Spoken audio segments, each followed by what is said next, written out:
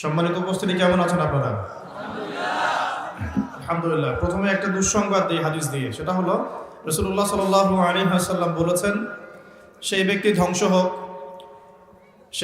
ধ্বংস হোক যে ব্যক্তির সামনে নবী মুহাম্মদ সাল্লাল্লাহু আলাইহি ওয়াসাল্লামের নাম উচ্চারিত হয়েছে কিন্তু সে নবীর নাম শুনেও দরুদ পড়ে নাই। সেই ব্যক্তির জন্য নবী সাল্লাল্লাহু আলাইহি ওয়াসাল্লাম বদদুয়া করেছেন। তো আমরা কি দরুদ পড়লাম না পড়লাম না? নবী সাল্লাল্লাহু আলাইহি ওয়াসাল্লামের নাম শুনলেই বলতে হবে কি? কমপক্ষে বলতে হবে সাল্লাল্লাহু আলাইহি ওয়াসাল্লাম। অন্য হাদিসে নবী সাল্লাল্লাহু আলাইহি ওয়াসাল্লাম বলেন যে যদি কোনো ব্যক্তি সকালে 10 বার এবং সন্ধ্যায় 10 বার, সকাল সন্ধ্যায় বা সকাল বিকাল 10 বার করে রাসূল সাল্লাল্লাহু আলাইহি ওয়াসাল্লামের প্রতি দরুদ পাঠ করে, ইনশাআল্লাহু তাআলা কিয়ামতের মাঠে সে আল্লাহর রাসূলের সুপারিশ পাবে ইনশাআল্লাহ। আমরা কি নবীর সুপারিশ পেতে চাই? আমরা তো মনে হয় না নবী সাল্লাল্লাহু আলাইহি ওয়াসাল্লামের সুপারিশ পেতে চাই। নবীর সুপারিশ পেতে হলে একটা শর্ত, সেটা হলো যে আপনার জীবনের প্রতিটা কাজ নবী সাল্লাল্লাহু আলাইহি ওয়াসাল্লামের সুন্নত মোতাবেক হতে হবে। রাজি আছেন ইনশাআল্লাহ? সবার আগে চেহারা পরিবর্তন করতে হবে। সবার আগে কি পরিবর্তন করতে হবে? আসলে পরিবর্তন করতে হয় সবার আগে আকীদা বিশ্বাস, তারপরে পরিবর্তন করতে হয় আমল কাজ। তো আকীদার মধ্যে আমি পড়ে যাচ্ছি, আমলের ক্ষেত্রে আগে প্রথম কথাটা বললাম যে প্রথমে আগে নিজের ব্যক্তি জীবনটা পরিবর্তন করতে হবে, তারপরে পরিবার, আস্তে আস্তে সমাজ পরিবর্তিত হবে ইনশাআল্লাহ তাআলা। তো সবার আগে দরকার আমাদের ব্যক্তি জীবনের পরিবর্তন। তো ব্যক্তির মধ্যে প্রথম বিষয় হচ্ছে চেহারা, আপনার আউটলুক। আপনার আমার চেহারা সুরত কি নবী সাল্লাল্লাহু আলাইহি ওয়াসাল্লামের মতো হচ্ছে? ভাবতে হবে না? নবী সাল্লাল্লাহু আলাইহি ওয়াসাল্লাম শেভ করতেন নাকি দাড়ি লম্বা ছিল? তো আমাদের সবার দাড়ি ছোট কেন? আমরা কি নবী সাল্লাল্লাহু আলাইহি ওয়াসাল্লামের উম্মত না অন্য কারো উম্মত? শুনেন, আল্লাহর নবী বলেছেন, বলেন সাল্লাল্লাহু আলাইহি ওয়াসাল্লাম, তোমাদের সামনে একটা জামানা আসছে, জামানা সাবরিন, কঠিন সবরের জামানা। ওই জামানায় ঈমান ধরে রাখাটা হাতের মধ্যে জ্বলন্ত আগুন ধরে রাখার মতো হবে। নবীজি বলছেন ঈমান ধরে রাখাটা হাতের মধ্যে আগুন ধরে রাখার মতো কঠিন হবে। সেই কঠিন জামানায় যদি কেউ আমার একটা সুন্নতকে জীবিত করতে পারে, বা আমার মৃত সুন্নতকে জীবিত করতে পারে, বা নবীর সুন্নতের উপর অটল থাকতে পারে, সে 50 জন শহীদ সাহাবীর নেকি পাবে ইনশাআল্লাহ। সাহাবী কাকে বলে? আমরা যদি আমাদের পুরো জীবনটায় যত আমল করি, এই আমলগুলো এক পাল্লায় রাখি, আর আবু বকর সিদ্দিক রাদিয়াল্লাহু আনহুর 1 রাকাত নামাজ এক পাল্লায় রাখি, কোনটা বেশি ভারী হবে? কি মনে হয়? আমাদের আমল না আবু বকর রাদিয়াল্লাহু আনহুর আমল? কোনটা? নবীজি বলছেন 50 জন শহীদ সাহাবীর সমান নেকি পাবে কে?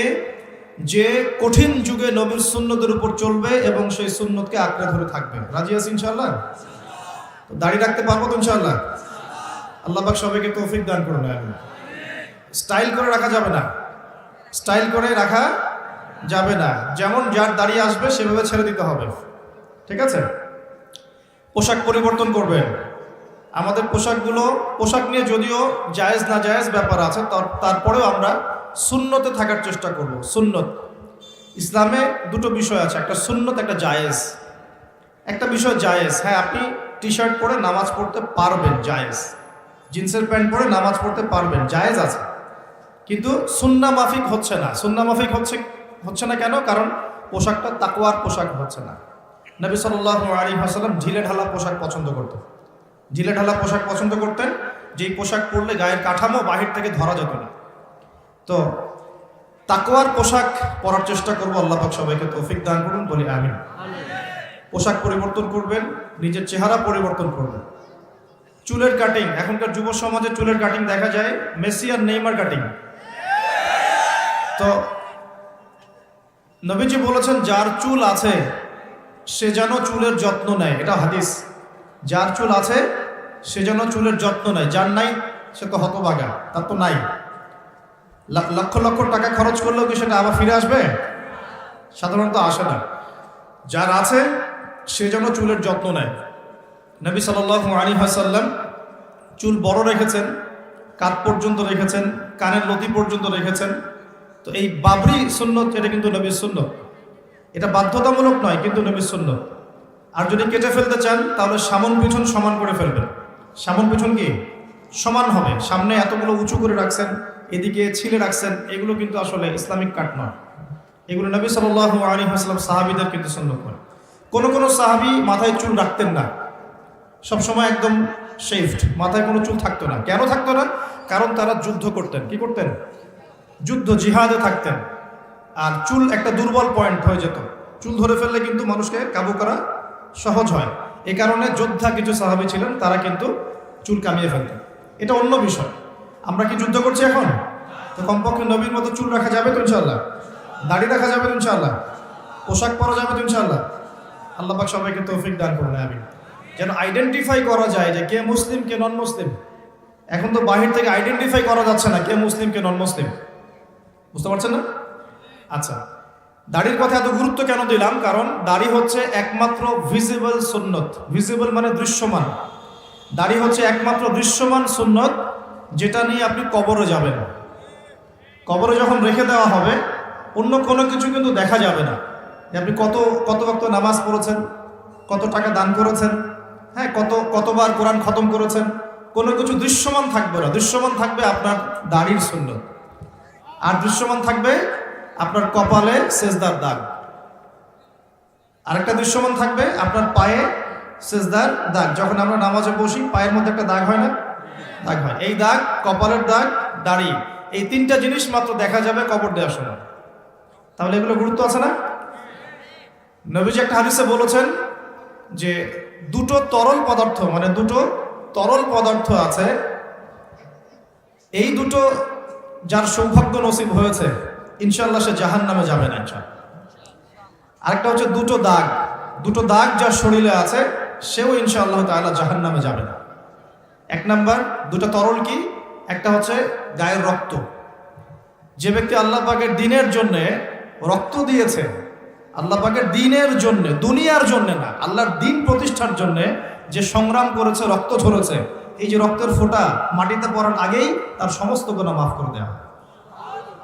যেমন উহুদের যুদ্ধে সাহাবীরা যুদ্ধ করেছেন না, বদরের যুদ্ধে সাহাবীরা যুদ্ধ করেছেন না, তাদের রক্তের ফোঁটা মাটিতে পড়ার আগেই সমস্ত গুনাহ আল্লাহ মাফ করে দিয়েছে। আরেকটা তরল পদার্থ হচ্ছে অশ্রু, চোখের পানি। এই চোখের পানি যে ব্যক্তি আল্লাহকে স্মরণ করে গোপনে, নীরবে, নিভৃতে আল্লাহকে স্মরণ করে কান্নাকাটি করে চোখ দিয়ে পানি ঝরাতে পেরেছে, ইনশাআল্লাহ ওই চোখ জাহান্নামের আগুন দেখবে না। খুশি হন নাই? এখন যুব সমাজ কি আল্লাহর জন্য কাঁদে না গার্লফ্রেন্ডের জন্য কাঁদে? হ্যাঁ, গার্লফ্রেন্ডের জন্যই কাঁদে। এখন যুব সমাজ গার্লফ্রেন্ডের স্মরণে কাঁদে, আল্লাহর স্মরণে খুব কমই কাঁদে। আর সেই গার্লফ্রেন্ড তো আপনার সাথে কবরে যাবে নাকি? যাবে? শোনেন, আপনারা সবাই ইয়াং, একটা অভিজ্ঞতা শেয়ার করি। অভিজ্ঞতা, ফিলোসফি যেটাই বলেন, যে আমরা অল্প বয়সে শিখেছি, আল্লাহ শিখিয়েছেন আলহামদুলিল্লাহ। দুনিয়াটা হচ্ছে একটা অনিশ্চিত জায়গা। এক নম্বর কথা হচ্ছে দুনিয়া একটা কি? অনিশ্চিত জায়গা। এখানে কোনো কিছু নিশ্চিত না এবং কোনো কিছু স্থায়ীও না। এখানকার সুখও স্থায়ী না, এখানকার দুঃখও স্থায়ী না। এখানে আপনি সুখে আছেন, এই সুখ চিরদিন থাকবে না, মাথায় নিয়ে নেবেন। এখন খুব সুখে আছি আলহামদুলিল্লাহ, কিন্তু এই সুখ কিন্তু চিরস্থায়ী হবে না, মাথায় নিতে হবে। এখন খুব কষ্টে আছেন, এই কষ্টও চিরস্থায়ী হবে না, সুখ আসবে এরপরে। এখন সুস্থ আছেন, এই সুস্থতা চিরস্থায়ী হবে না, অসুস্থ হবেন। আবার অসুস্থ আছেন, এই অসুস্থতা চিরস্থায়ী হবে না, আবার আপনি সুস্থ হবেন ইনশাআল্লাহ। মানে দুনিয়াতে কোনো কিছুই চিরস্থায়ী না। কারণ কি? কারণ দুনিয়াটাই তো চিরস্থায়ী না। মানে এই দুনিয়াটাই তো চিরস্থায়ী না, এই কারণে দুনিয়ার কোনো কিছুই কি না? চিরস্থায়ী না, সব টেম্পোরারি। এটা হচ্ছে দুনিয়ার বাস্তবতা, হাকিকত। কোনটা স্থায়ী? ওয়াল আখিরাতু খায়রুন ওয়া আবকা। আখিরাত হচ্ছে চিরস্থায়ী এবং উত্তম, এটা স্থায়ী। এখানে যে খারাপ আমল নিয়ে যাবে, অনন্তকাল ওই খারাপ আমলের ফল তাকে ভোগ করতে হবে। ওখানে যে সৎ আমল নিয়ে যাবে, ঈমান নিয়ে যাবে, অনন্তকাল সে সুখ এবং স্বাচ্ছন্দ্যে থাকবে ইনশাআল্লাহ। এই কথাটা কখনো ভুলে যাওয়া যাবে না। দুনিয়া একটা ক্ষণস্থায়ী জায়গা, টেম্পোরারি জায়গা, এখানকার কোনো কিছুই স্থায়ী না। এক। দুই, এই দুনিয়ার জীবনটা জেলখানা। এটা কি? এটা আমার কথা না, নবী সাল্লাল্লাহু আলাইহি ওয়াসাল্লাম বলেছেন, আদ-দুনিয়া সিজনুল লিল মুমিন। দুনিয়া হচ্ছে মুমিনদের জন্য কারাগার। কারাগার চেনেন? জেলখানা চিনেন? জেলখানার ভিতরে যখন আসামিদেরকে ঢোকানো হয়, জেলখানার ভিতরে যখন আসামিদেরকে ঢোকানো হয়, তখন কি তাদের ইচ্ছার কোনো স্বাধীনতা থাকে? সে কি চাইলেই বের হতে পারবে? ওখানে বসে যা ইচ্ছা তাই করতে পারবে? পারবে না। আল্লাহর নবী বলছেন এই দুনিয়ার জীবনটা তোমাদের সবার জন্য হচ্ছে জেলখানা। আমরা মানে মুমিনদের জন্য। আর যারা কাফের, আল কাফেরদের জন্য আর দুনিয়া সিজনুল লিল মুমিন ওয়াল জান্নাতুল লিল কাফির। কাফেরদের জন্য দুনিয়া হচ্ছে জান্নাত। জান্নাত মানে যেখানে যা ইচ্ছা তাই করা যায়, তাই না? জান্নাতে আমরা যা ইচ্ছা তাই করতে পারবো ইনশাআল্লাহ। এখানে কোনো রকমের বাধা ধরা নিয়ম থাকবে না। সবাই আমরা আল্লাহর দিদার লাভ করবো ইনশাআল্লাহ, আল্লাহর নিয়ামত ভোগ করব। আপনি যা চান তাই দিবেন, দেওয়া হবে ইনশাআল্লাহ। এই হলো জান্নাত। তো এই দুনিয়ার জীবনটা মুমিনদের জন্য কারাগার আর কাফেরদের জন্য জান্নাত। তাহলে বুঝলাম দুনিয়া ক্ষণস্থায়ী, এটা স্থায়ী না। এটাও বুঝলাম দুনিয়ার জীবনটা কারাগারের জীবন, যেখানে আমরা নিজের মন গড়া আমল করতে পারবো না, নিজের ইচ্ছার কোনো স্বাধীনতা নাই এখানে। আমার দুনিয়াতে আমাদের ইচ্ছার কোনো স্বাধীনতা নাই। আল্লাহ পাকের ইচ্ছার অধীনে আমরা পরাধীন। আল্লাহ পাক বলেছেন নামাজ পড়তে হবে, রোজা রাখতে বলেছেন রাখতে হবে, যাকাত দিতে বলেছেন নিসাব পরিমাণ সম্পদ হলে যাকাত দিতে হবে, সামর্থ্য হলে হজ করতে হবে, সৎ কাজে আদেশ করতে হবে, অসৎ কাজে নিষেধ করতে হবে, পিতামাতার সম্মান করতে হবে, সত্য কথা বলতে হবে, সৎ পথে চলতে হবে। এগুলো আল্লাহ পাক বলেছেন করতেই হবে। আল্লাহ বলেছেন এখানে শিরক করতে পারবে না, বেদাতি আমল করতে পারবে না, এখানে হারাম খেতে পারবে না, জেনা করতে পারবে না, মাদক খেতে পারবে না, হ্যাঁ, অন্যের সম্পদ নষ্ট করতে পারবে না, অন্যের নামে গীবত তহমত অপবাদ দিতে পারবে না, অন্যের হক নষ্ট করবে না, ঠিক আছে? সন্তানদেরকে তোমরা খাদ্যের ভয়ে হত্যা করবে না, পিতামাতাকে অসম্মান করবে না, ইত্যাদি যত নিষেধ আল্লাহ পাক করেছেন এই নিষেধগুলোও মেনে চলতে হবে। এটা কারাগারের জীবন। কারাগারে বসে আমরা এখন কি করছি জানেন? হাকিকত হচ্ছে কারাগারের জীবনে বসে যে জীবনটা একে ক্ষণস্থায়ী, দ্বিতীয়ত হচ্ছে অনিশ্চিত, মানে কার কতদিন সময় বাকি আছে কেউ জানে না। জানে?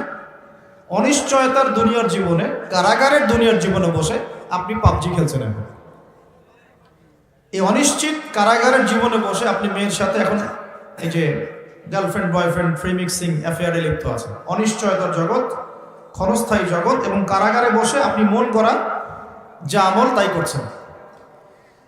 কারাগারের জীবনে বসে আপনি সুদ খাচ্ছেন, অথচ আপনি কারাগারে আছেন। কারাগারে বসে কেউ মাদকদ্রব্য সেবন করছে, কারাগারে বসে বসে। কারাগারের জীবনে বসে কেউ অন্যের নামে গীবত তহমত করছে, অন্যের পিছনে পড়ে আছে, নিজের কবরের কোনো ফিকির নাই। কারাগারে বসে মানুষ নামাজ পড়ছে না। আল্লাহর কারাগারে থেকে মানুষ আল্লাহর বিধান পালন করছে না। আল্লাহ পাকের কারাগারের মধ্যে থেকে মানুষ আল্লাহ দ্রোহিতা করছে, কেউ আল্লাহকে স্বীকারই করছে না। এমন হচ্ছে না? এটা দুনিয়া। আপনাদেরকে বোঝাতে চাই, বয়স আপনাদের কম যেহেতু, যে এই দুনিয়ার জীবনটা প্রথমত ক্ষণস্থায়ী, দ্বিতীয়ত অনিশ্চিত, তৃতীয়ত এই দুনিয়াটা হচ্ছে কারাগার। এটা কি?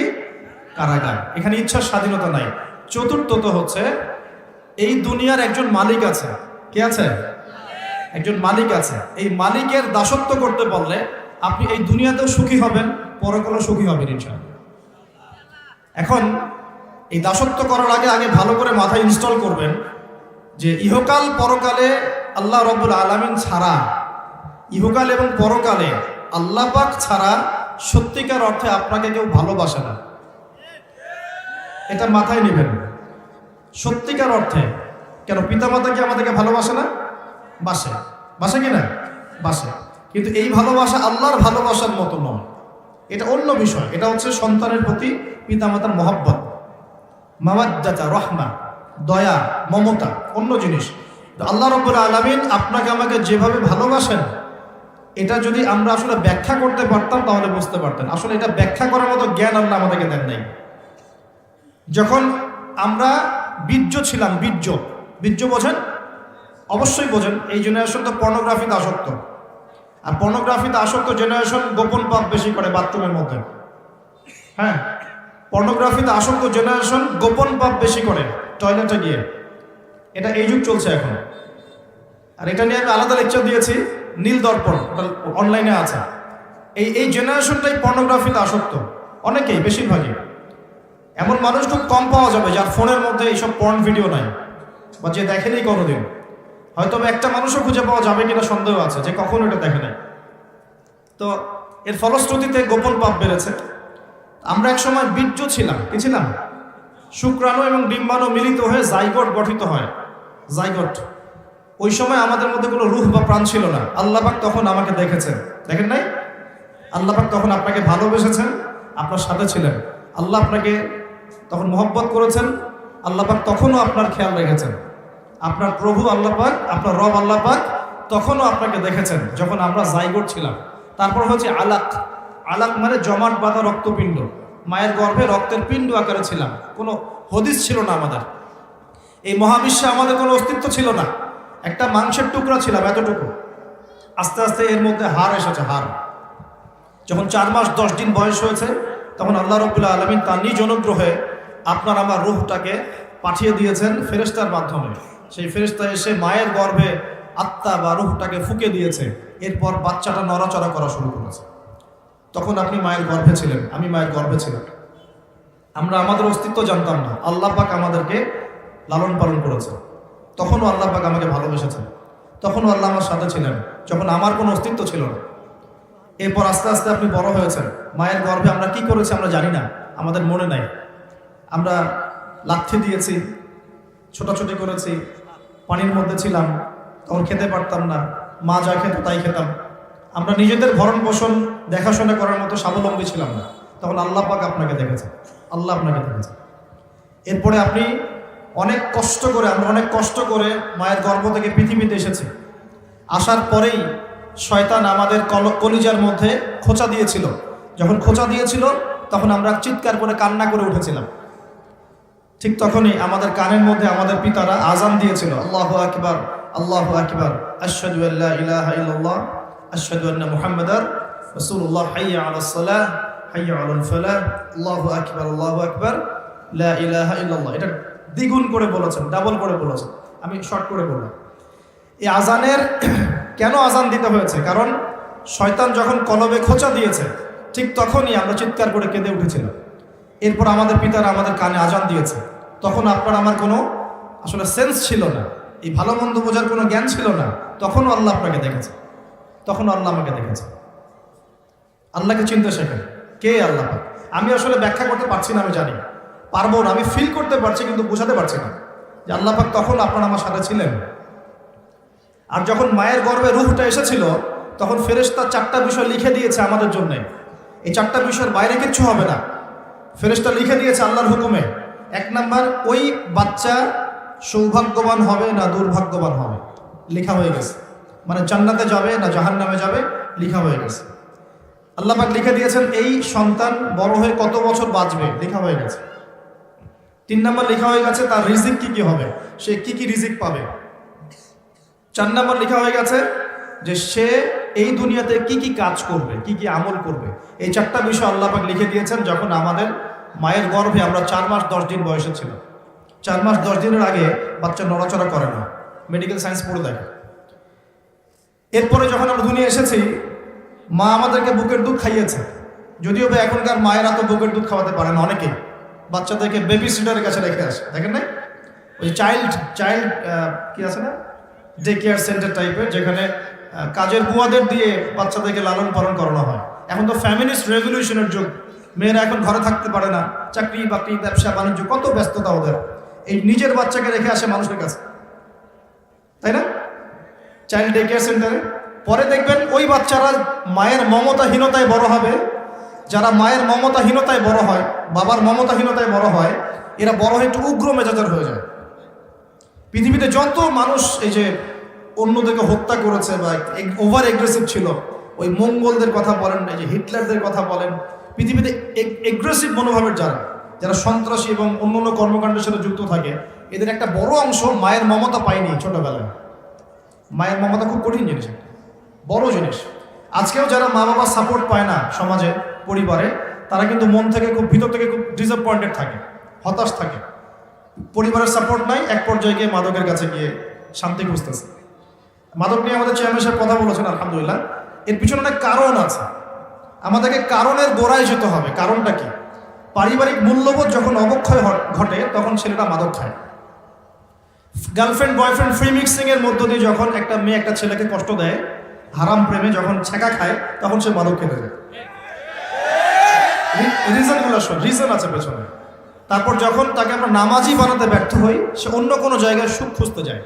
হয় মাদকের কাছে, অথবা গার্লফ্রেন্ডের কাছে, অথবা যে গিটার, অথবা যে আপনার কোনো মিউজিক্যাল ইনস্ট্রুমেন্ট, অথবা গান, এখানে গিয়ে সে শান্তি খোঁজার চেষ্টা করে, ইন্টারনাল পিস চায়, সে মন থেকে শান্তি চায়।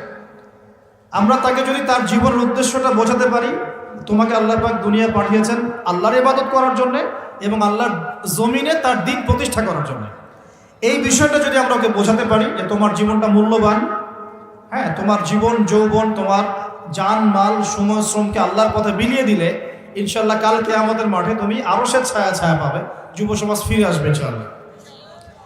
ওদের গোড়ায় আঘাত করতে হবে। কিসের হতাশা? গার্লফ্রেন্ড চলে গেছে, হতাশ হওয়ার কোনো কারণ আছে? যে আপনাকে ছেড়ে চলে যায় সে তো আপনাকে ভালোবাসে না, আর যে আপনাকে ভালোবাসে নাই তার জন্য আপনি মাদক খাবেন কেন? সিম্পল কথা, ঠিক আছে না? যে আপনাকে ভালোবাসে নাই তার জন্য আপনি কেন মাদক খাবেন? দেখা যায় বেকারত্ব, চাকরি বাকরি পাচ্ছে না, বাসা থেকে প্রেশার, কামাই রোজগার নাই, ঘরে বসে বসে খাস, হ্যাঁ, তোর পিছনে এত টাকা ঢাললাম, পারিবারিক সাপোর্টের অভাব, মায়ের মমতার অভাব, বাবার একটা বন্ধুত্ব সুলভ আচরণের অভাব, এইসব কারণে ও ভিতর থেকে ফ্রাস্ট্রেটেড হয়ে যায়। তখন বন্ধুর পাল্লায় পড়ে, বন্ধু বলে আয় ওসব বাদ দে, দুটো টান দে, শান্তি পাবে। তখন বন্ধুর কাছে যায়, এই যে টানা শুরু করলো, এখান থেকে শুরু হবে। প্রথমে সিগারেট থেকে শুরু করে, আস্তে আস্তে যাবে যে গাঁজা, ফেন্সিডিল, এখন তো ইয়াবার যুগ চলছে, আরো বড় বড় কত মাদক আল্লাহ ভালো জানেন এখন লঞ্চ হয়েছে, এগুলো প্রশাসন ভালো বলতে পারবে। তো স্টার্টিংটা কিন্তু এভাবে হয়, পারিবারিক সাপোর্টের অভাব, অথবা মমতার অভাব, অথবা একটা হৃদ্যতাপূর্ণ পরিবেশ নাই পরিবারের মধ্যে, ঝগড়াঝাটি ফাসাদ, পিতামাতার মধ্যে ফাসাদ, অথবা বন্ধুদের পাল্লায় পড়া, অথবা নারী, অথবা হতাশা, বেকারত্ব, এই কয়েকটাই কারণ মূলত। এগুলো থেকেই ছেলেরা মাদকের দিকে যাচ্ছে মূলত। তো কারণগুলো সলভ করতে হলে কোথায় আসতে হবে? আমি দুইটা খালি মেডিসিন বলে দেবো, অনলি দুইটা। কয়টা? দুইটা। আমি চ্যালেঞ্জ করছি, এই দুইটা মেডিসিন যদি প্রয়োগ করা যায় যুব সমাজের উপরে, ইনশাআল্লাহ 1% যুবক মাদক খাবে না ইনশাআল্লাহ। একটা মেডিসিন হচ্ছে কিচ্ছু না, শুধু ওদেরকে 5 ওয়াক্ত নামাজ পড়াতে হবে। টাইম টু টাইম তোমরা 5 ওয়াক্ত নামাজ পড়বা। যত হতাশা, গ্লানি, কষ্ট দেখবা, সমস্ত কষ্ট ওই আল্লাহর সামনে ঢেলে দিবা। যখন তোমার কেউ ছিল না, যে আল্লাহ তোমাকে দেখেছে, ওই আল্লাহর সামনে ঢেলে দিতে হবে। পারা যাবে ইনশাআল্লাহ? এই একটা মেডিসিন। অতএব নামাজই বানান, মানুষকে বেশি বেশি নামাজই বানান, অটোমেটিক সে মাদক থেকে দূরে আসবে ইনশাআল্লাহ। আল্লাহ পাক ওয়াদা করেছেন, আল্লাহ বলছেন ইন্নাস সালাতা তানহা আনিল ফাহশাই ওয়াল মুনকার ওয়া লাযিকরুল্লাহি আকবার। আল্লাহ বলছেন শোনো, নিশ্চয় নামাজ পড়ার মতো পড়লে, নামাজ কায়েম করার মতো করলে, এই নামাজই তোমাকে সমস্ত পাপ থেকে দূরে রাখবে ইনশাআল্লাহ। নামাজ, আমি 3G 4G নামাজের কথা বলছি, নামাজের কথা বলছি যে নামাজ আপনি মনোযোগের সাথে, খুশুর সাথে নামাজে কি পড়ছেন বুঝতে পারছেন, সেজদায় গিয়ে দোয়া করছেন, আল্লাহকে পাচ্ছেন, এই নামাজের কথা বলছি। এই নামাজ যে ব্যক্তি পড়তে পারে 5 ওয়াক্ত, ইনশাআল্লাহ মাদকের ধার কাছেও সে কখনো যাবে না ইনশাআল্লাহ। আর দ্বিতীয় মেডিসিন হচ্ছে, সেটা হলো আল কোরআনুল কারীম, যেটা আমার হাতে দেখছেন। এই আল কোরআনুল কারীম যদি আপনি প্রতিদিন কমপক্ষে 1টা পারা করে তেলাওয়াত করেন, 30 দিন 30 পারা, প্রতিদিন 1 পারা, প্রতি মাসে 1 খতম, যদি এতটুকু এই জিনিসটা অভ্যাস করতে পারেন, ইনশাআল্লাহ আপনার মনের মধ্যে প্রশান্তি দিয়ে ভর্তি থাকবে, কোনো কষ্ট থাকবে না ইনশাআল্লাহ। আমি চ্যালেঞ্জ করছি আপনাকে, ইমপ্লিমেন্ট করে দেখেন। প্রতিদিন 1 পারা, কতটুকু? অন্তত 1 পারা, 30 দিন 30 পারা, মাস শেষে 1 খতম হবে ইনশাআল্লাহ। এই আমলটা ধরে রাখতে পারলে দেখবেন আপনার মনে নূর এবং প্রশান্তি দিয়ে ভর্তি থাকবে ইনশাআল্লাহ। সারা দুনিয়া অশান্তি, আপনার মনে শান্তি, কোনো অশান্তি কাজ করবে না ইনশাআল্লাহ। আল্লাহ পাক আমাদের সবাইকে এই দুটো মেডিসিন প্রয়োগ করার তৌফিক দান করুন। এবার আসি ভাই, ওই সময় সব লিখে দেওয়া হয়েছে যে আপনার রিজিক, হায়াত, তারপরে কাজ কি হবে, সাফল্য, সৌভাগ্যবান না দুর্ভাগ্যবান হওয়া। এরপরে যখন আমরা ছোট ছিলাম, মায়ের দুধ পান করেছি, তখন কিন্তু আমরা আমাদের দায়িত্ব নিতে পারতাম না। আমরা বিছানায় পেশাব পায়খানা করেছি, কেউ আমাদেরকে দেখে নাই, পিতামাতা দেখেছেন, তখন আল্লাহ পাক আমাদেরকে দেখেছেন, তখনও আল্লাহ আমাদের সাথে ছিলেন। আমরা শ্বাস নেওয়া শুরু করি, শ্বাস নেওয়া, এই শুধু শ্বাস নিঃশ্বাস নেওয়ার যে ক্ষমতা বা এই যে নেয়ামত, এই নেয়ামতটুকুর শুকরিয়া কি আমরা আদায় করতে পারবো? আমাদের শরীরে রক্ত চলছে, রক্ত যে সংবহন তন্ত্রটা চলছে, এই রক্ত সার্কুলেশন বন্ধ হয়ে গেলে আমরা বাঁচবো? এটা কে দেখছেন? এটা এই যে হার্ট যে পাম্প করছে, হার্টবিট, একটা হার্ট পাম্প করার পরে আল্লাহর অনুমতি চায়, আল্লাহ আরেকবার পাম্প করবো কি? আল্লাহ অনুমতি দেয়, তারপর পাম্প করা। এত সহজ? রাতে যখন ঘুমাই আমরা, আমাদের আত্মা আল্লাহ পাক নিয়ে নেন, এটা অনুমতি প্রাপ্ত হয় যে আমি আল্লাহকে আবার ফিরিয়ে দিবেন, যদি দেয় তাহলে আপনি সকালে উঠবেন, না হলে উঠতে পারবেন না। সূর্য ডুবে আল্লাহর পারমিশন নেয় যে আমি কি আগামীকাল আবার উঠবো, আল্লাহ পারমিশন দিলে তারপর ওঠে। প্রভু রব কি জিনিস, আল্লাহকে চিন্তা হবে। আমরা যখন কিছুই করতে পারতাম না, হাঁটতে পারতাম না, আমরা দাঁড়াতে পারতাম না, আমরা আগে হামা করে দিতাম, তারপর আমরা বসা শিখেছি, তারপরে আস্তে আস্তে কিছু ধরে দাঁড়ানো শিখেছি, তারপর আস্তে আস্তে আমরা একটু হাঁটা শিখলাম, তারপর দৌড়ানো শিখলাম। এখন আস্তে আস্তে আমাদের শরীরে শক্তি আসছে না, যৌবনকাল চলে আসছে, এখন আমরা আল্লাহকে আর চিনি না। এখন আমরা আল্লাহকে কি চিনি না। লক্ষ লক্ষ কোটি কোটি যুবক বাংলাদেশের বাড়িতে নামাজ পড়ে দেন, ও মনে করে যে ওই সব কিছু, যৌবনকালে এসেছে, ও মনে করে এটাই আমার সব কিছু। তারপরে লক্ষ লক্ষ মেয়েও আছে যারা কিন্তু নামাজ পড়ে না, ওরা ভুলেই গেছে যে ওরা মায়ের গর্ভে কখনো ছিল। আমরা সবাই মায়ের গর্ভে অসহায় ছিলাম, আমরা ভুলে গেছি যে আল্লাহ পাক তখন আমাদের সাথে ছিলেন। এভাবে জীবনের প্রতিটা ধাপে ধাপে আল্লাহ পাক আমাদেরকে দেখেন, খাওয়ান, পড়ান, শ্বাস নেন, শ্বাস নেওয়ার তৌফিক দেন, ঘুম থেকে ওঠার তৌফিক দেন, আমাদেরকে হাঁটার তৌফিক দেন, হার্টবিট পাম্প করে, রক্ত চলাচল করে। হ্যাঁ, আমরা শ্বাস নেই, খাই, কত কি করি সারা জীবন, অথচ এই সমস্ত নিয়ামতগুলো কে দেন? সে আল্লাহকে যদি ভুলে যান তাহলে কোশ্চিনকালেও দুনিয়ায় সফল হতে পারবেন না, পরকালেও সফল হতে পারবেন না। আমরা তো কারো প্রতি অল্প একটু ইহসান করার পরে, মনে করেন একজন বন্ধুকে আপনি 4-5 বার টাকা পয়সা ধার দিয়েছেন, এখন সে যদি আপনার সাথে বিরুদ্ধাচরণ করে, আপনি মুখের উপর বলে বসেন তোর জন্য এত কিছু করলাম, তুই আজকে আমার জন্য এটা করলি। আরে সারা জীবন ধরে আল্লাহ আমাদের জন্য কত কি করে যান, প্রতি মুহূর্তে, প্রতি সেকেন্ডে। একটা আয়াত আছে সূরা আর-রহমানে, কুল্লা ইয়াউমিন হুয়া ফি শা'n, মানে আল্লাহ পাক সব সময় কন্টিনিউয়াসলি প্রতি মুহূর্তে এই মহাবিশ্ব পরিচালনার কাজে ব্যস্ত আছেন। মনে করেন এখানে যত মানুষ আমরা আছি, সবাই যদি আমার সাথে এখন একসাথে এট এ টাইম মোসাফা করতে আসেন, আমি বিরক্ত হব না? সবাই এসে হুমরি খাওয়া শুরু করেন মোসাফা, সবাই আমাকে যদি একটা কথা একসাথে বলা শুরু করেন, আপনার একটা কথা, আপনার একটা, আপনার একটা, আপনার একটা, সবগুলো আমি শুনতে পারবো? 1 সেকেন্ডের মধ্যে সারা বিশ্বের কোটি কোটি মানুষ একই সময় আল্লাহর কাছে দোয়া করে, আল্লাহ সবার দোয়া শোনেন, এক মুহূর্তেই শোনেন। আমরা সবাই এখন বসে আল্লাহর কাছে চাচ্ছি সবার মনে। জান্নাতে যাওয়ার পরে, জান্নাতে যাওয়ার 100 কোটি বছর পর আমরা কি করব আল্লাহ এখনই সেটা জানেন, জানেন না? আবার জাহান্নামে যাওয়ার 100 কোটি বছর পর জাহান্নামীরা কোন শাস্তি ভোগ করবে আল্লাহ সেটাও জানে। তো এই মহান রবকে এখন মানুষ বিশ্বাস করে না, এখন নাস্তিকতার যুগ চলছে, আস্তাগফিরুল্লাহ। এখন কি প্রোটেস্ট্যান্ট ইসলামের যুগ চলছে, মানে কিছু অংশ ইসলামের পালন করে, কিছু অংশ পালন করে না। ইসলাম, কোরআন, হাদিস, পর্দা, এই বিষয়গুলোকে মানুষ এখন কটাক্ষ করা শুরু করছে, আক্রমণ করা শুরু করছে।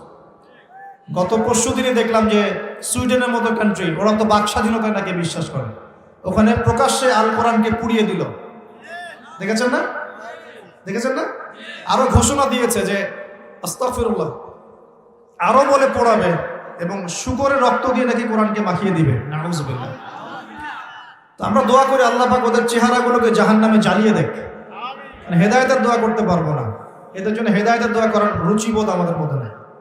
আল্লাহ পাক অচিরেই এদেরকে ধ্বংস করবেন ইনশাআল্লাহ, অচিরেই ধ্বংস তো হবে, এটা আমি নিশ্চিত। কারণ আমি শেষ জামানার ছাত্র, স্টাডি করি যে 3টা বড় বড় ভূমিকম্প আসা এখনো বাকি আছে। তার মধ্যে একটা হবে পশ্চিমা সভ্যতায়, এই ইউরোপিয়ান সিভিলাইজেশনের মধ্যে পশ্চিমা সভ্যতা একটা বড় ভূমিধস হবে অচিরেই। এখানে একটা বড় অংশের মাটি নিচে চাপা পড়ে যাবে ইনশাআল্লাহ। এটা কি আমাদের 10টা বড় নিদর্শনের একটা। 3টা বড় বড় ভূমিকম্প বাকি আছে, একটা পশ্চিমে, একটা পূর্ব দিকে, একটা পৃথিবীর মাঝখানে। তো এরা কোন জাতি? এরা সমকামী, ছেলে ছেলেকে বিয়ে করা এদের কাছে জায়েজ। তো ওরা তো কোরআনের বিরোধিতা করবেই, কোরআন তো এর বিরুদ্ধে কথা বলছে। কোরআন বলছে সমকামী একটা কম ছিল, কওমে লূত, ওদেরকে আল্লাহ পাক এমন শাস্তি দিয়েছেন যা বিশ্বে কাউকে দেন নাই। একদম মাটিটা উপরে তুলে আসমানে উঠায়, আসমান থেকে পাথর বর্ষণ করে সবগুলোকে থেতলা করে দিয়ে উল্টা দিকে আবার দাফন করে দিয়েছে কওমে লূতকে। জর্ডানের ডেড সি বা মৃত সাগর ওই জায়গা যেখানে কওমে লূত ছিল। আর এরা হচ্ছে কওমে লূতের বর্তমান ট্রেডিশন, বর্তমান রেভলিউশনের বলতে পারে, বর্তমান ভার্সন হচ্ছে এরা। কওমে লূতের বর্তমান ভার্সন এরা, প্রেজেন্ট ভার্সন এরা এই সভ্যতা, পশ্চিমার এই সভ্যতা ছেলে ছেলেকে বিয়ে করা জায়েজ মনে করে। তো ওরা তো কোরআনের বিরুদ্ধাচরণ করবেই। আর কোরআন বলছে যে এরকম করলে একদম ধসাই দেব শাস্তি দিয়ে। আসমানের নিচে জমিনের উপরে সবচেয়ে বড় বড় পাপগুলোর মধ্যে এটা একটা। ওরা তো সুদখোর, সারা বিশ্ববাসীকে সুদ খাইয়েছে। আর কোরআন বলছে সুদ যে খায় সে যেন আল্লাহ এবং তার রাসূলের সাথে যুদ্ধ করে। তাহলে ওরা তো কোরআনের বিরোধিতা করবেই। কোরআন বলছে যে সমাজে সাম্য থাকতে হবে, সাম্য। আর ওরা তো সাম্যের বিরোধী। ওরা মানবতার ধ্বজা ধরে বিশ্বের বিভিন্ন মুসলিম কান্ট্রির মধ্যে মুসলিমদেরকে নির্যাতন করেছে। ওরা তো কোরআনের বিরোধিতা করবেই, স্বাভাবিক। কোরআন বলছে এইসব জালেমদের সাথে জিহাদ করতে, আর এই কিতাবে সেটা লেখা আছে। তাহলে ওরা তো এই বইটা পুরোতে চাইবে না? এগুলো পড়লে তো আপনার ভিতরে একটা জজবা চলে আসবে। ওরা চাইবে এখান থেকে আপনাকে দূরে সরাই দিতে। কোরআন বলছে মুসলিমদের ঐক্যের কথা, তো ওরা তো মুসলিমদের ঐক্য পছন্দ করবে না, অতএব কোরআন তো পুরাতে হবেই ওদের কাছে। কোরআন বলছে ওরা বস্তুবাদী আর আখিরাত চিরস্থায়ী, তো বস্তুবাদী এই সভ্যতা আখিরাতমুখী সভ্যতার বিরুদ্ধাচরণ তো করবেই। কোরআন বলছে যে দিন ইসলামকে আল্লাহ পাক পাঠিয়েছেন সারা বিশ্বে বিজয়ী হওয়ার জন্য। আর ইসলাম যদি বিজয়ী হয় ওদের অস্তিত্ব থাকবে, অতএব তারা তো বিরুদ্ধাচরণ করবে। কোরআন বলছে মাদক থেকে দূরে থাকার কথা, আর ওরা মাদক ফ্রি অ্যাক্সেস সবাই খাচ্ছে, তাহলে ওরা কি বিরুদ্ধাচরণ করবে না? স্বাভাবিক। কোরআন বলছে যে জেনা থেকে দূরে থাকো না, জেনার কাছেও যেও না। আর ওদের সভ্যতা এমন সভ্যতা যেখানে বাবাও মেয়ের সাথে জেনা করে না। বিশ্বাস করছেন না কথা? বাবার হাতে ওরা মেয়েরা এই ইফটিজিং এর শিকার হয়, সেক্সুয়াল হ্যারাসমেন্টের শিকার হয়, এবং ভাই বোনের সাথে জেনা করে। কতগুলো প্রমাণ নেবেন? আমি একটা বইয়ের নাম বলে, লস্ট মডেস্ট একটা বই আছে, মুক্ত বাতাসের খোঁজে, পড়েন, সব দেখতে পাবেন ডিটেলস, প্রমাণস্বরূপ। এই সভ্যতা তো কোরআনের বিরুদ্ধাচরণ করবেই, কারণ কোরআন তো এখান থেকে আপনাকে দূরে সরাচ্ছে। ব্যভিচার, পরকিয়া কি ইসলামে জায়েজ? ওদের ওখানে একটা ফ্যাশন, ওরা কি বিরুদ্ধাচরণ করবে না? করবে। ওদের যতগুলো নোংরামি, অশ্লীলতা, ফাহেসা কাজ, আল্লাহ দ্রোহিতা, এই প্রত্যেকটা বিষয়ের বিরুদ্ধে কোরআন কথা বলছে বলেই কোরআনের বিপক্ষে ওদের এত জ্বালা। কিন্তু এই জ্বালা বেশি দিন স্থায়ী হবে না ইনশাআল্লাহ। কারণ আমরা জানি অচিরে এমন প্রজন্ম আল্লাহ পাক পাঠাবেন ইনশাআল্লাহ, যে এই প্রজন্মের প্রত্যেক সন্তান আল কোরআন পড়তে জানবে ইনশাআল্লাহ, কোরআনের অর্থ বুঝবে ইনশাআল্লাহ, কোরআনের আদেশ মানবে, নিষেধ বর্জন করবে ইনশাআল্লাহ, কোরআনের দাওয়াত মানুষের কাছে পৌঁছাবে এবং আল্লাহর এই পুরো জমিনে কোরআনের বিধান প্রতিষ্ঠা করবে ইনশাআল্লাহ। এমন প্রজন্ম অচিরেই আসবে। আমি আপনাদেরকে বলে দিয়ে যাচ্ছি যে নবী ঈসা আলাইহিস সালামের হাতে 40 বছর এই পুরো বিশ্বে এই ন্যায় এবং ইনসাফের শাসন না হওয়া পর্যন্ত কিয়ামত আল্লাহ পাক দিবেন না ইনশাআল্লাহ। এটা হাদিসে লিখিত হয়ে গেছে। তিনি আসবেন, তার আগে ইমামুল মাহদী আসবেন, তিনি দাজ্জালকে হত্যা করবেন এবং দাজ্জালকে ফলো করবে, কিন্তু এরাই দাজ্জালকে ফলো করবে। তবে পাথর বা গাছের পিছনেও যদি দাজ্জালের বাহিনী গিয়ে লুকায়, ওই পাথর আর গাছও কথা বলা শুরু করবে। তারা বলবে, ইয়া মুসলিম ইন্না ওয়ারা আল ইয়াহুদ তাআল ফাকতুলহু, হে মুসলিম আমার পিছনে একজন ইহুদি আছে, আসো একে হত্যা করে যাও। পাথর এবং গাছ কথা বলবে। বিশ্বাস করছেন তো? এই সময় সামনে অপেক্ষা করছে। বিশ্বে এখন যা দেখছেন তার কিছুই থাকবে না। নতুন একটা বিশ্ব পৃথিবী দেখবে, এমন বিশ্ব যেখানে না আছে কোনো জুলুম, না আছে কোনো অন্যায়, না কোনো পাপাচার, না কোনো জেনা, না কোনো এই যে আল্লাহ দ্রোহিতা, না কোনো কুফর, না কোনো শিরক। ইনশাআল্লাহ এমন একটা বিশ্ব অচিরে আমাদের সামনে আসছে ইনশাআল্লাহ। তবে আমাদের কিছু কাজ আছে, ওই কাজ বলতে গিয়ে দিকে এসেছে। প্রথমে আল্লাহকে চিনতে হবে। কি করতে হবে? আল্লাহকে চিনতে হবে। আল্লাহ রাব্বুল আলামিন আমাদের রব, এটা চিনতে হবে। যখন আমাদের কেউ ছিল না, কে ছিল? আল্লাহ। এখন আপনি বড় হয়েছেন, আল্লাহকে ভুলে যাচ্ছেন, আস্তে আস্তে কিন্তু আপনি আবার দুর্বল হবেন। যেমন মায়ের গর্ভে যেমন দুর্বল ছিলেন জন্মের পর, আবার কিন্তু আস্তে আস্তে এমন দুর্বল হবেন। এই যে এখন যৌবনকাল চলছে, খুব দ্রুত দেখবেন যৌবন পাস হয়ে যাচ্ছে। আর এখন কিন্তু সময় অনেক দ্রুত যাচ্ছে, কারণ এটা কিয়ামতের একটা সাইন, যে সময় কিন্তু টাইম দ্রুত যাওয়া শুরু করবে। এমনকি একটা বছর একটা মাসের মতো চলে যাবে, একটা মাস একটা সপ্তাহের মতো চলে যাবে, একটা সপ্তাহ একটা দিনের মতো চলে যাবে। এরকম মনে হচ্ছে না এখন? আস্তে আস্তে এমন হচ্ছে। এটার মানে হচ্ছে সময় থেকে বরকতটা উঠে যাচ্ছে। সময় থেকে কি উঠছে? টাইম কিন্তু ঠিকই আছে, মানে 24 ঘন্টা 24 ঘন্টায়, কিন্তু একটু দ্রুত পাস হচ্ছে, মানে আপনার বরকতটা কমে যাচ্ছে। নবী সাল্লাল্লাহু আলাইহি ওয়াসাল্লাম একদিনে যত কাজ করতে পারতেন, আমরা এক মাসে অত কাজ করতে পারি না। ভালো করে খেয়াল করে দেখেন, আল্লাহ নবীজি একদিনে যত কাজ করতেন সকাল থেকে রাত পর্যন্ত, আমরা মনে হয় এক সপ্তাহ এক মাসেও করতে পারি না। তো প্রিয় ভাইয়েরা, সময় দ্রুত পাস করছে, যৌবন চলে যাবে। যৌবন সম্পর্কে আপনাকে দুই একটা হাদিস বলে আমি এদিকে আস্তে আস্তে ফিনিশিংয়ের দিকে যাব। আল্লাহর নবী বলেছেন 7 শ্রেণীর মানুষকে আল্লাহ পাক আরশের ছায়া দিবেন, যেদিন ওই ছায়া ছাড়া অন্য কোনো ছায়া থাকবে না।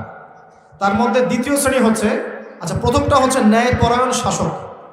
শাসন ক্ষমতা পাওয়া কোনো দোষের কিছু নয়, ন্যায় বিচার করলে আরশের ছায়া পাবে ইনশাআল্লাহ। আমরা দোয়া করি আল্লাহ পাক আমাদের সবার উপরে ন্যায়পরায়ণ শাসক মনোনীত করুন বলি আমিন। এরপরে দ্বিতীয় শ্রেণী হচ্ছে সেই যুবক যে তার যৌবনকালটাকে আল্লাহর পথে বিলিয়ে দিয়েছে। এই সুযোগ এখন আপনাদের সবার সামনে আছে। এখন আপনি কোন পথে যাবেন, decision is yours, choice is yours, আপনার চয়েস। আপনি কি শয়তানের পথে যাবেন, নাকি একটা মেয়ের পিছনে সময় নষ্ট করবেন, নাকি হতাশার আর মাদকের পিছনে সময় নষ্ট করবেন, না আল্লাহর দ্বীনের জন্য কিছু করবেন? আল্লাহর দ্বীনের জন্য করতে হলে কিছু বৈশিষ্ট্যের দরকার আছে, যোগ্যতার দরকার আছে। এমনি এমনি কি অ্যাচিভ করা যায় কোনো কিছু? দুনিয়ার একটা চাকরি কি এমনি অ্যাচিভ করা যায়? পড়তে হয়, মেসে থাকতে হয়, স্টাডি করতে হয়, অ্যাসাইনমেন্ট জমা দিতে হয়, পরীক্ষা দিতে হয়। এভাবে 10-15 বছর পড়ার পর একটা সার্টিফিকেট অর্জন করে আপনি চাকরি নিচ্ছেন, তাই নয় কি? একটা চাকরি নিচ্ছেন, বিশেষ ক্যাডার হচ্ছেন, বড় বড় জায়গায় যাচ্ছেন। তাহলে দিনের জন্য কাজ করার জন্য বা আল্লাহর দিনকে প্রতিষ্ঠা করার জন্য যোগ্যতার দরকার আছে না? প্রথম যোগ্যতা হচ্ছে জ্ঞান অর্জন করা। কি করা? কোরআন এবং সুন্নাহর বেসিক জ্ঞান আপনাদের সবাইকে অর্জন করতে হবে। রাজি আছেন তো ইনশাআল্লাহ? সর্বপ্রথম কোরআন তেলাওয়াত করা শিখতে হবে। কি করতে হবে? কোরআন তেলাওয়াত করা শিখতে হবে। আগামী রমজান আসার আগেই সবাই তেলাওয়াত করা শিখে নিব ইনশাআল্লাহ। রাজি আছি তো ইনশাআল্লাহ? 2 নাম্বার, কোরআনের ভাষা শিখতে হবে, আরবি ভাষা। তাহলে কোরআন আপনি বুঝতে পারবেন ইনশাআল্লাহ, পড়ে বুঝতে পারবেন আল্লাহ পাক কি বলছে। 3 নাম্বার, কোরআনের সাথে সাথে হাদিস পড়ার চেষ্টা করতে হবে। হাদিসের মধ্যে অথেন্টিক যে হাদিসগুলো আছে এগুলো চর্চা করবেন। 4 নাম্বার, আলেম ওলামাদের সাথে সম্পর্ক রাখতে হবে। একা একা কোরআন হাদিস পড়তে গেলে কিন্তু আপনি অনেক সময় বিভ্রান্ত হতে পারেন। ওলামা কেরামের সাথে সম্পর্ক রাখলে আপনি কোরআন সুন্নাহর সঠিক মেসেজটা পাবেন ইনশাআল্লাহ। এখানে আবার কোন শ্রেণীর আলেম ওলামার সাথে সম্পর্ক রাখবেন? ওঠেন বসেন শিখা এরকম, ঢেলে দেই এরকম? কিরকম? কোন আলেম ওলামা? যে আলেম ওলামা সৎ কাজে আদেশ করে, অসৎ কাজে নিষেধ করে, যাদের ব্যক্তিত্ব গায়রত আছে, যাদের মধ্যে আত্মমর্যাদা বোধ আছে, যারা উম্মার ফিকির করে, উম্মার জন্য খেদমতে নিজের জীবন বিলিয়ে দিচ্ছে, এই শ্রেণীর ওলামা কেরামের সাথে থাকবেন ইনশাআল্লাহ। আর যারা ইসলামকে ঠাট্টা বিদ্রুপ হাসি ঠাট্টার পাত্র বানিয়েছে, এই টাইপের আলেমদের সাথে কোনো সম্পর্ক রাখার দরকার নেই। প্রকৃতপক্ষে এদেরকে আলেমও বলা হয় না, এটা আলেমের সংজ্ঞার মধ্যে পড়ে না। আলেমকে যে ব্যক্তির মধ্যে ইলম আছে এবং সে ইলম অনুযায়ী আমলও করে, আল্লাহর জমিনে আল্লাহর দিন প্রতিষ্ঠার চেষ্টা করে, আলেম। আলেম মানে কি? শুধু জানি আমল করি না, এটাকে আলেম বলা হয়? শুধু জানি আমল নাই, এটাকে আলেম বলা হয়? প্রিয় ভাইয়েরা, সত্য মিথ্যা চিন্তা হবে। এই ট্রল নিয়ে, ফেসবুক ইউটিউব নিয়ে এত বেশি মত্ত হয়ে থাকবেন। কনস্ট্রাকটিভ পড়াশোনা করেন, অফলাইনে পড়াশোনা করেন, ওলামা কেরামের সাথে সম্পর্ক করেন, আগে জ্ঞান অর্জন, তারপর অন্য কিছু। জ্ঞান ছাড়া আপনি এই বিশ্বে ইসলামকে এগিয়ে নিতে পারবেন না। কারণ এখন জ্ঞান দিয়ে যুদ্ধ করা হচ্ছে। কি দিয়ে যুদ্ধ হচ্ছে এখন? একটা সময় ছিল আগে তরোয়াল দিয়ে যুদ্ধ হতো, মনে আছে? তারপরে যুদ্ধ হওয়া শুরু হচ্ছে ট্যাঙ্ক দিয়ে, কামান দিয়ে, গোলা বারুদ দিয়ে, মনে আছে? এখন পারমাণবিক যুদ্ধের যুগ না? পারমাণবিক অস্ত্র দিয়ে মানুষ যুদ্ধ করার জন্য মরিয়া হয়ে আছে, তাই না? আমরা আশঙ্কা করছি যে বিশ্বের সামনে হয়তো একটা পারমাণবিক যুদ্ধও হয়ে যেতে পারে। আল্লাহ ভালো জানেন, আল্লাহ ভালো জানেন, আপনারা জানেন না। তবে এখন সবচেয়ে শক্তি কোন জিনিসটা? সবচেয়ে বড় শক্তি হচ্ছে প্রযুক্তি। সবচেয়ে বড় শক্তি কি? প্রযুক্তি, তথ্য প্রযুক্তি। যার কাছে যত বেশি প্রযুক্তি এবং ডাটা আছে, সেই রাষ্ট্র তত বেশি শক্তিশালী। অতএব আমাদের সবাইকে জ্ঞান অর্জন করতে হবে। এবং কোন জ্ঞান? যেটা প্র্যাকটিক্যাল জ্ঞান। শুধু জ্ঞান বই পুস্তকে পড়ে রাখলাম, হ্যাঁ, যেটা প্র্যাকটিক্যাল কোনো ভিত্তি নাই, এটা কিন্তু আসলে প্রকৃত জ্ঞান নয়। যে জ্ঞানটাকে প্রয়োগ করা যাচ্ছে এবং জ্ঞান প্রয়োগ করে ইসলামকে এগিয়ে নেওয়া যাচ্ছে। তো এখন কি ডারউইনের মতবাদ পড়বেন নাকি? হ্যাঁ, বলছে যে বানর থেকে মানুষ হয়েছে, আর আমরা সূরা বাকারার মধ্যে দেখছি মানুষ থেকে বানর হয়েছে। জানেন? এটা হয়তো জানেন না, বলছি শোনেন। আল্লাহ পাক একটা জাতিকে বলেছিলেন শনিবারে মাছ ধরবে না। কি করবে না? শনিবারে মাছ ধরবে না। বনু ইসরাইল। বনু ইসরাইল কারা জানেন তো? কারা? হ্যাঁ, ইয়াকুব আলাইহিস সালামের বংশধর, কিন্তু প্রকৃতপক্ষে ইহুদি বলা হয় কাদেরকে? যারা মুসা আলাইহিস সালামের কওম। আর নাসারা বলা হয় কাদেরকে? যারা ঈসা আলাইহিস সালামের কওম। ঠিক আছে? তো এই বনু ইসরাইলের মধ্যে একটা কওম ছিল যাদেরকে আল্লাহ পাক বলেছিলেন যে শনিবারে মাছ ধরো না। ওরা তো বেশি চালাক, শনিবারে মাছ না ধরে একটা বাদ দিয়ে রাখছে, শনিবারে মাছ ধরবো না, মাছগুলো আগে আসুক, এখানে আটকা থাকবে, পরে ধরবো। এই একটা সীমা লঙ্ঘন করার কারণে আল্লাহ পাক সূরা বাকারার মধ্যে বলছেন যে আল্লাহ পাক ওই জাতিটাকে বানর বানিয়ে দিয়েছে। তাহলে মানুষ থেকে বানর হয়েছে, দলিলটা কোরআনে আছে। আর ওরা যে ডারউইনের মতবাদ দিচ্ছে এটা কুফরি মতবাদ। কেউ যদি এখানে বিশ্বাস করে, মন থেকে বিশ্বাস করে, তার ঈমান চলে যাবে, কোনো সন্দেহ নেই। আমরা এসেছি জান্নাত থেকে। কোত্থেকে? মানুষ বানর থেকে আসে নাই, মানুষ জান্নাত থেকে আসছে। আমাদের পিতা কোথায় ছিল? আমাদের পিতা জান্নাতে ছিল। সেখানেই তো ইবলিস প্রলোভিত করলো, গাছের কাছে চলে গেলেন। তারপর আল্লাহ পাক নারাজ হলেন, হ্যাঁ, তওবা করলেন, আল্লাহ তওবা কবুল করলেন, কিন্তু দুনিয়ায় পাঠিয়ে দিলেন। তাহলে আমরা কোত্থেকে আসছি? আমরা এই দুনিয়ার বাসিন্দা নই, আমরা জান্নাতে ছিলাম, সেখান থেকে আমরা এখানে আসছি, আমরা বানর থেকে মানুষ হই না। তো কোরআন বলছে এই কথা। আর কিছু কিছু ক্ষেত্রে দুঃখজনক, দুর্ভাগ্যজনক, এটা আমাদের জন্য দুর্ভাগ্যজনক যে আমাদের বাচ্চাদের বইপত্রে কিছু কিছু ক্ষেত্রে এগুলো শেখানো হচ্ছে। তো এগুলো জ্ঞান নয়, এগুলো জাহেলিয়াত। এগুলো কি? জাহেলিয়াত। এইসব জ্ঞান অর্জন করতে যাবেন না। এখন যদি পরীক্ষায় পাশের জন্য পড়তেই হয়, তাহলে কি করবেন? তাহলে আমি বলবো যে আপনার ইমানে দুর্বলতা আছে। আমাদের উপরের লেভেল থেকে পদক্ষেপ গ্রহণ করতে হবে, অথবা সামাজিক সচেতনতা গড়ে তুলতে হবে। আর যদি কোনোভাবেই এই সব বইপত্র পরিবর্তন, সংশোধন না করে, তাহলে কি করবেন? নতুন নতুন শিক্ষা প্রতিষ্ঠান গড়ে তোলেন, মাদ্রাসায় পড়ান, সিলেবাসের মধ্যে সংশোধন নিয়ে আসেন। আমি তো একটা লেকচারে বলেছি যে 3 ঘন্টা লাগবে প্লে গ্রুপ থেকে নিয়ে ক্লাস 5 পর্যন্ত জেনারেল শিক্ষা, ইসলামিক শিক্ষা সমন্বয় করে আপনাকে 3 ঘন্টার মধ্যে দিয়ে দিব ইনশাআল্লাহ। আমার ছেলে ক্লাস 5-এ যেতে যেতেই 5 পারায় হাফেজ হবে। মিনিমাম সে 100টা হাদিস মুখস্থ করবে, আরবি ভাষা শিখবে ইনশাআল্লাহ, পাশাপাশি বাংলা, ইংরেজি, অঙ্ক এগুলো সবই শিখবে। 3 ঘন্টা লাগবে ইনশাআল্লাহ। আলহামদুলিল্লাহ শুরু করেছি, আল্লাহ ভালো জানেন কতদূর করতে পারবো। ইচ্ছা আছে সারা বাংলাদেশের প্রত্যেকটা ডিস্ট্রিক্টে একটা করে এমন প্রতিষ্ঠান গড়ে তোলার, যেখানে জেনারেল শিক্ষা, ইসলামী শিক্ষার একটা সর্বোচ্চ সমন্বয় থাকে ইনশাআল্লাহ। আল্লাহ পাক কবুল করুন বলি আমিন। যাদের সামর্থ্য আছে এগিয়ে আসবেন, যাদের অর্থ সম্পদ আছে, জায়গা জমি আছে, তারা এগিয়ে আসবেন। আমি আপনাকে সর্বোচ্চ সিলেবাস দিয়ে সহযোগিতা করতে পারবো। আমি আপনাকে বইপত্র, ইংলিশ মিডিয়ামের বই, বাংলা মিডিয়ামের বই, অ্যারাবিক মিডিয়ামের বই, একটা ট্রাইলিঙ্গুয়াল কনস্ট্রাকটিভ সিলেবাস আমি আপনাকে করে দিতে পারবো। আপনি পড়াবেন ইনশাআল্লাহ। ভালো টিচার আপনি খুঁজে বের করবেন, আপনি তাদেরকে ভালো বেতন দেবেন, তাদের জন্য প্রতিষ্ঠান করবেন, থাকার জায়গা করবেন, এটা আপনাদের দায়িত্ব। কিন্তু বিশ্বাস করেন, এটাই শিক্ষা। একমুখে যে শিক্ষা চলছে, এখানে অনেক দৈন্যতা আছে। আমরা কোনো ক্ষেত্রে আমরা মসজিদের ইমাম হয়েও বিশ্বের খবর রাখছি না। একজন ইমাম বিশ্ব অর্থনীতি, রাজনীতি সবকিছুর খবর রাখবে, কেন রাখবে না?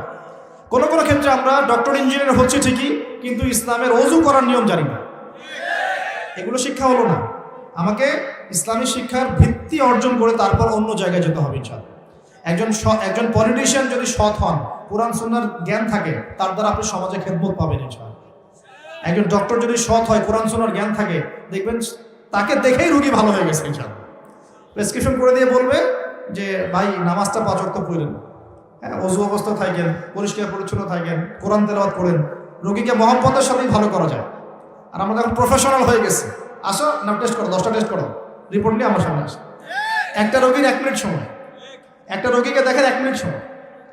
সুবহানাল্লাহ। আর এইসব ক্ষেত্রে আপনারা আবার ব্যবসার কথাবার্তা বলেন না, ওয়াজ মাহফিল নিয়েই কথা বলেন, ঠিক আছে? ওয়াজ মাহফিল, আলেম ওলামা, এখানেই আসে আপনারা ব্যবসার কথাটা বলেন। তখন হাদিয়া তোফার কথা আসলে ব্যাস ধর্ম ব্যবসা কথা শুরু হয়ে গেছে।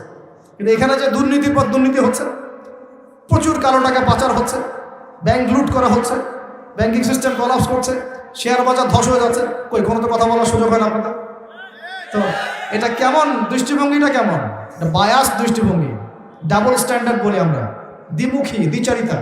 আল্লাহ পাক আমাদের সবাইকে সৎ হওয়ার তৌফিক দান করুন। তো আমি বলতে চাচ্ছিলাম যে কোরআন সুন্নাহর শিক্ষা ব্যবস্থাটা যদি শুরু থেকে গোড়া থেকে প্লে গ্রুপ থেকে লঞ্চ করা যায়, সাথে জেনারেলটাও থাকে, এই জাতিকে ঠেকানোর মতো কেউ থাকবে না ইনশাআল্লাহ। ইনশাআল্লাহ দোয়া করি আল্লাহ পাক যেন একদিন না একদিন এমন কিছু মানুষকে নিয়ে আসেন আমাদের উপরে যারা এই কথাগুলো বুঝবেন এবং এই কথাগুলোর উপর আমল করে সমাজটাকে পরিবর্তন করবে ইনশাআল্লাহ। প্রিয় ভাই, প্রথমে দরকার জ্ঞানের বিপ্লব। এখন যার কাছে যত বেশি জ্ঞান সে তত বেশি শক্তিশালী, জ্ঞান যার কাছে আছে সে তত বেশি শক্তিশালী।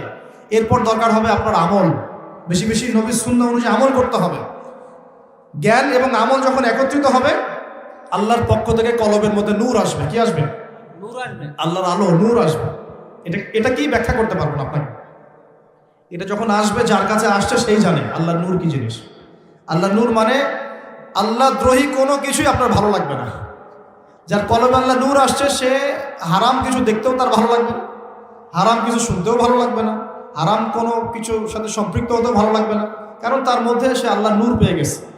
তার ভালো লাগবে নামাজ, তেলাওয়াত, ইসলাম, এগুলোই ভালো লাগবে। তো আল্লাহ পাক সূরা জুমার এটা বলেছেন, আল্লাহ পাক যার কল্যাণ চান তার হৃদয়টাকে ইসলামের জন্য উন্মুক্ত করে দেন, প্রশস্ত করে দেন। সুবহানাল্লাহ। আমলের সাথে দরকার এই নূর। নূর আসলে তাজকিয়া, আত্মশুদ্ধি অর্জন হবে। তাজকিয়া, আত্মশুদ্ধি মানে যে যার মনটা সৎ, যে সবাইকে নিয়ে ভাবে, যে কারোর সাথে হিংসা বিদ্বেষ গীবত তহমত থাকে না, যে সততার সাথে দিনকে এগিয়ে নেওয়ার চেষ্টা করে। মানুষ জানে না আজে বাজে অনেক কথা বলতে পারে, ওগুলো শোনারও তার সময় নেই, সে তার গতিতে এগিয়ে যাবে। এগুলো শোনারও সময় নাই, এগুলোর দিকে তাকানোরও সময় নেই। আল্লাহ পাক এমন প্রজন্ম করে দিন বলি আমিন। আরো দরকার আছে প্রিয় ভাই, হালাল রিজিক। দিনের জন্য কিছু করতে চান, হালাল রিজিক খেতে হবে, হারাম খাওয়া যাবে না। রাজি আছেন ইনশাআল্লাহ? আরো দরকার হচ্ছে আদর্শ পরিবার, পারিবারিক আদর্শ সুন্দর হতে হবে। নিজের পরিবারে নামাজ প্রতিষ্ঠা করেন, তালিম প্রতিষ্ঠা করেন, পর্দা প্রতিষ্ঠা করেন, বাচ্চাদেরকে কোরআন শেখান, আপনার পরিবারের পরিবেশটাকে ইসলামিকভাবে গড়ে তোলেন। ইনশাআল্লাহ আল্লাহ পাক কবুল করবেন ইনশাআল্লাহ। আর প্রয়োজন সৎ কাজে আদেশ করা, অসৎ কাজে নিষেধ করা, এবং আপনার জানমাল, সময়, শ্রম দিয়ে দিন ইসলামকে এগিয়ে নেওয়ার চেষ্টা করা। এই কাজগুলো প্রয়োজন যুব সমাজে, যদি আপনারা ইসলামের জন্য কিছু করতে চান। আমরা কি চাই কিছু করতে? আল্লাহ পাক আমাদেরকে দুনিয়াতে পাঠিয়েছেনই আল্লাহর ইবাদত করার জন্য, তার দিনকে বিজয়ী করানোর জন্য। শর্ত দিয়েছেন, ইন তানসুরুল্লাহ ইয়ানসুরকুম, তোমরা যদি আল্লাহর দিনকে সাহায্য করো তবেই আল্লাহ তোমাদেরকে সাহায্য করবে। আল্লাহ বলছেন, ইন্নাল্লাহা লা ইউগাইয়িরু মা বিকওমিন হাত্তা ইউগাইয়িরু মা বিআনফুসিহিম, কোন কওমের অবস্থা আল্লাহ পরিবর্তন করেন না ততক্ষণ পর্যন্ত যতক্ষণ না তারা নিজেরা তাদের অবস্থা পরিবর্তনের চেষ্টা করছে। আমরা কি চেষ্টা করবো ইনশাআল্লাহ? এই কাজগুলো করবেন। পাশাপাশি আমি বলবো আল্লাহকে চিনতে শিখবেন। আস্তে আস্তে আপনি দুর্বল হয়ে যাবেন, এই যৌবনটা থাকবে না, চলে যাবে। ওই 7 শ্রেণীর মানুষের মধ্যে যদি অন্তর্ভুক্ত হতে চান তাহলে এই যৌবনটাকে আল্লাহর জন্য বিলাতে হবে। ওই 7 শ্রেণী আরও আছে, সেই ছেলে বা সেই যুবক, সেই লোক যাকে কোনো যুবতী সুন্দরী নারী জেনার জন্য আহ্বান করে, সে বলে আমি আল্লাহকে ভয় করি। এইরকম প্রজন্ম কোথায় এখন? কোথায় প্রজন্মের? আরও আছে সেই ব্যক্তি যে একে অপরকে আল্লাহর জন্য মহব্বত করে, এমনভাবে দান করে যে বাম হাত জানে না ডান হাত কি দান করেছে, যার অন্তর মসজিদের সাথে ঝুলন্ত থাকে। এখনকার যুব সমাজের অন্তর ঝুলে থাকে ফোনের সাথে। তো এই বিষয়গুলো অর্জন করতে পারলে আরো সে ছায়া ছায়া পাবো ইনশাআল্লাহ। আস্তে আস্তে আমাদের সবাইকে বৃদ্ধ হতে হবে।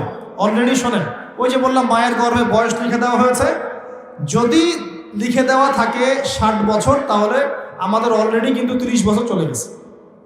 আপনি চান বা না চান, ইচ্ছা অনিচ্ছায় চলে কিন্তু গেছেই। যেটা চলে গেছে 1000 দড়ি দিয়ে টানলেও সেটা আর ফিরে আসবে না। অতএব বাকি যে সময়টা আছে এই সময়টাকে কাজে লাগাতে হবে। আমি বারবার বলি একটা কথা, কারণ এটা আমি নিজেও করেছিলাম, নিজে করেছি, উপকৃত হয়েছি, আপনাকে বলেছি। রাত্রে ঘুমানোর সময় চোখ বন্ধ করবেন। সারাদিন মানুষ অনেক কাজে ব্যস্ত থাকে, দোয়া কালামগুলো পরে শুবেন, ঘুম আসতে একটু সময় তো লাগে নাকি? ওই সময় ফোনটা কোথাকুতি না করে চোখ বন্ধ করে শুয়ে থাকেন।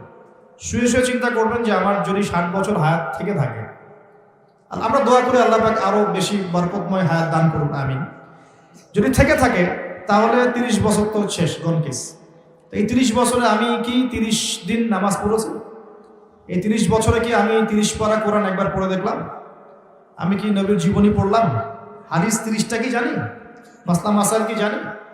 হ্যাঁ, 30 দিন কি জামাতে নামাজ পড়তে পেরেছি? আমি কিন্তু বেসিক কথা বলছি, আমি কিন্তু আপনাকে বলি নাই 30টা জিহাদ করেছেন কিনা, একদম বেসিক কথা। 30 দিন কি আমি মানে নবী সাল্লাল্লাহু আলাইহি ওয়াসাল্লামের জীবনী, ইসলামের ইতিহাস, সিরাত, হাদিস, আকীদা এগুলো পড়াশোনা করতে পারলাম কিনা, আমল কতটুকু করতে পারলাম, 30টা রোজা রাখছি কিনা, জাকাত ফরজ হয়ে গেছে সেই কবে দিয়েছি কিনা, দান সদকা কতটুকু করেছি, নিজের আত্মসমালোচনা করবেন। আর এই 30 বছরে আমি কি কি পাপ করেছি, দেখা যাবে আল্লাহ না করুক, দেখা যাবে মাদকের পাপ আছে কমন, মেয়ে সংক্রান্ত পাপ আছে, দেখা যাবে যে গোপন পাপ আছে, নামাজ না পড়ার পাপ আছে, কবরে সেজদা করে দিয়ে আসছেন কোনোদিন, আল্লাহ না করুক, এমনও কিন্তু পাপ আছে, আছে না? বেদাতি আমল করেছেন অনেক, এগুলোর পাপ থাকতে পারে, হারাম খেয়েছেন থাকতে পারে, সুদ খেয়েছেন থাকতে পারে। এগুলো লিস্ট আপ করতে হবে।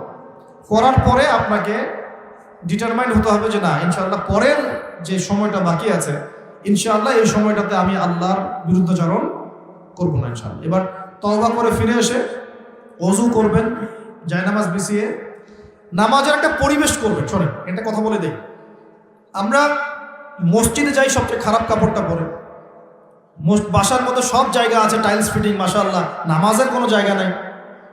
অথচ একজন হিন্দু ভাইয়ের বাসায় গিয়ে দেখেন পূজা করার জন্য আলাদা জায়গা আছে, আছে না?